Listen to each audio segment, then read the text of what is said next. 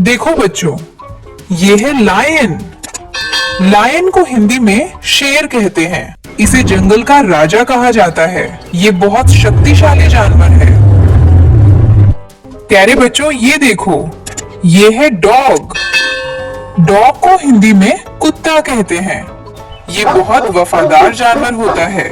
ये घर की रखवाली करता है। देखो बच्चों, ये देखो, ये है हॉर्स। हॉर्स को हिंदी में घोड़ा कहते हैं। ये बहुत तेज दौड़ सकता है। इसका उपयोग सवारी के लिए किया जाता है। देखो बच्चों, ये है गोट।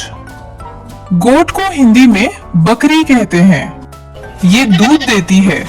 ये घास और पत्तियां खाना पसंद करती है।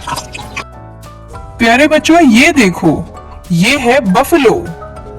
बफलो को हिंदी में भैंस कहते हैं। अच्छी गाढ़ा दूध देती है।